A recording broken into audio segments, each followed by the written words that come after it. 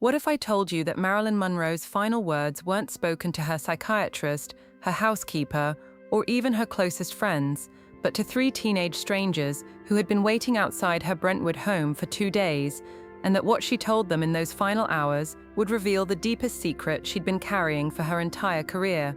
You'd probably think I was crazy, right? But what happened on the night of August 4th, 1962, just hours before Marilyn would be found unconscious in her bedroom, was so extraordinary that the three people who witnessed it kept it secret for decades until one deathbed confession would finally reveal the truth about Marilyn's final night alive. But here's the thing that'll blow your mind. Marilyn wasn't supposed to be at her front gate that night. In fact, her security team had strict orders to keep her inside the house. So what made the world's most famous actress sneak out of her own home at 2 a.m. to have a conversation that would haunt these fans for the rest of their lives? Let me tell you about the night that changed everything we thought we knew about Marilyn's final hours. It started 3 days earlier when 18-year-old Linda Stevens, her best friend Susan, and Susan's boyfriend David drove all the way from San Francisco to Los Angeles, not knowing they were about to become part of Hollywood history. They'd heard Marilyn was at home in Brentwood after completing her final scenes for Something's Got to Give, and like thousands of fans before them, they just wanted to catch a glimpse of their idol. But something was different about this particular weekend, something the fans couldn't have known, something that would make Marilyn do the most dangerous thing she'd ever done in her entire career. Here's what nobody knew at the time, and this is the part that will give you chills. Marilyn had made a decision that weekend that terrified everyone around her, a decision so shocking that her studio executives had threatened to destroy her career, that her agent had literally gotten on his knees and begged her to reconsider. Marilyn Monroe was planning to tell the world everything. Every secret, every cover-up, every powerful man who had used her for her entire career. And she was going to do it at a press conference scheduled for August 6th, 9th. But first, she needed to do something she'd never done before. She needed to talk to her fans, really talk to them. Not as Marilyn Monroe, the sex symbol, but as Norma Jean, the woman who was about to risk everything for the truth. If you think you know how this story ends, trust me, you don't.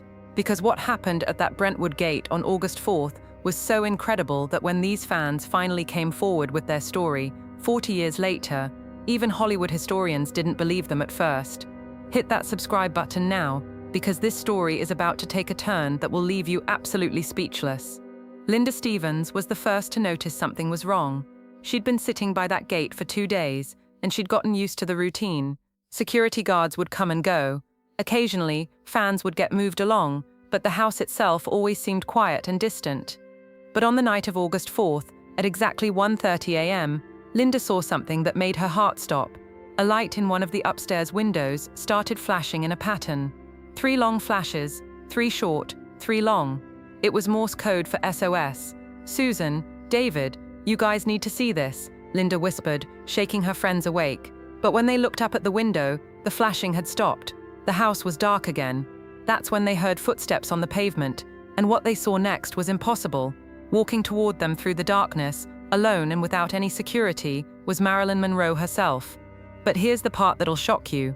Marilyn didn't look like the glamorous star they'd seen in movies or magazines. She looked tired, frightened, and somehow more real than any photograph had ever captured.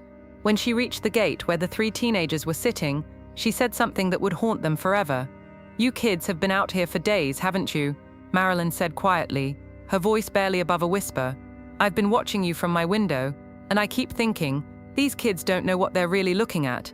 They don't know who I really am."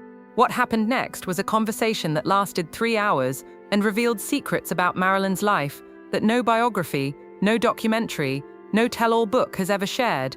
Because what Marilyn told these 3 strangers that night was the truth she'd been planning to tell the world, the truth that would die with her just hours later. Susan, who was the most curious of the 3, asked the question that opened the floodgates. "Miss Monroe, are you okay? You seem different." That's when Marilyn did something that shocked all 3 of them. She sat down right there on the sidewalk outside her own gate and started talking like she'd been waiting her whole life for someone to ask that question. "You want to know the truth?" Marilyn said, her voice breaking. "I haven't been okay since I was 7 years old. Not since they took me away from my mother. Not since they turned me into something I was never supposed to be." For the next hour, Marilyn told these 3 teenagers things that would make them understand why she'd been acting so erratically in recent months.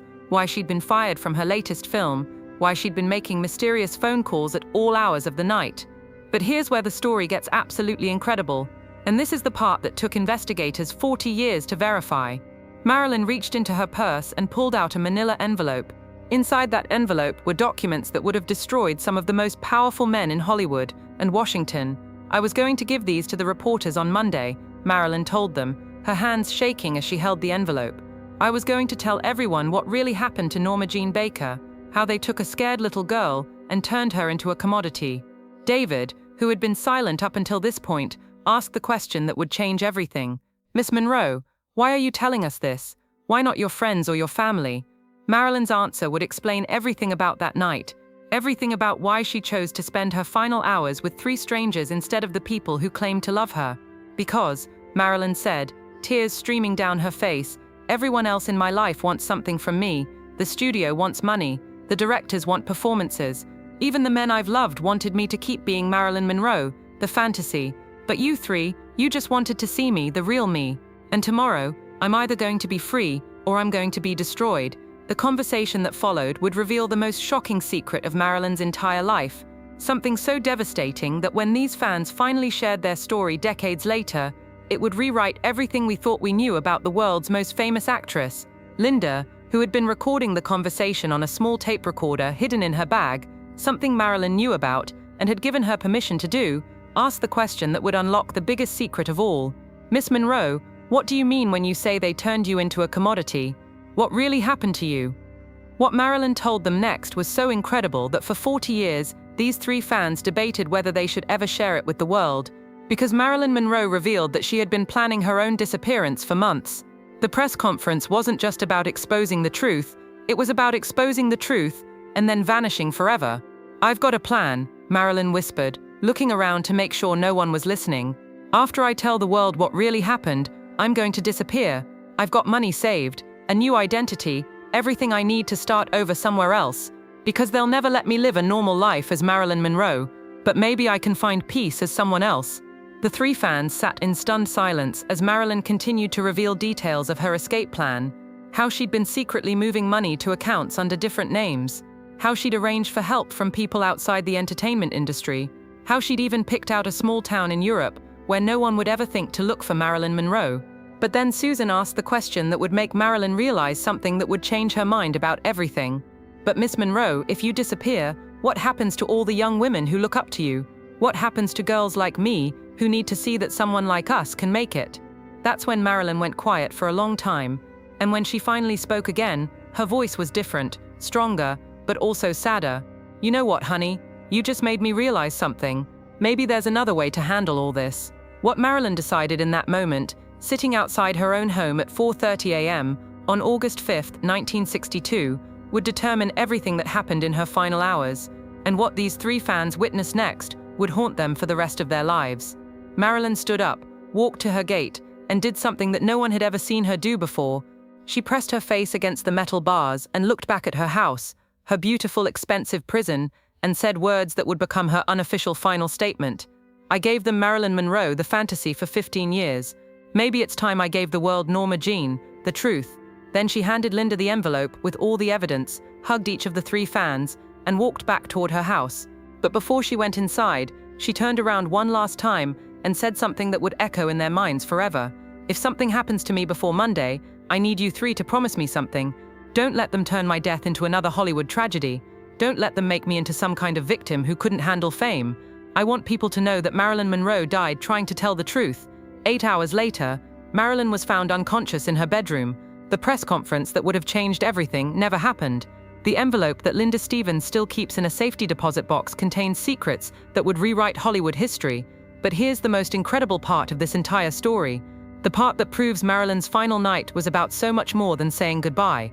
In 2002, 40 years after that night, Linda Stevens finally decided to share her story publicly. She brought out the tape recorder, the envelope, and even photographs she'd taken that night.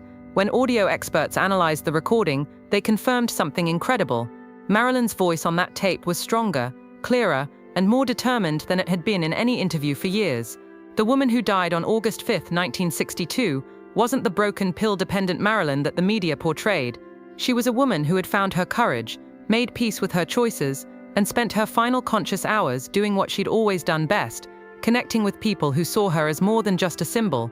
This incredible story reminds us that sometimes the most important conversations happen in the most unexpected places, with the most unexpected people. Marilyn Monroe's final gift to the world wasn't another movie or another photograph. It was the reminder that truth and human connection matter more than fame or image. If this story moved you, if it changed the way you think about Marilyn's final days, please subscribe to our channel and share this story, because sometimes the most important truths are hidden in the spaces between what the world knows and what really happened. And sometimes the greatest icons are made not on movie screens but in quiet moments when stars remember how to be human beings.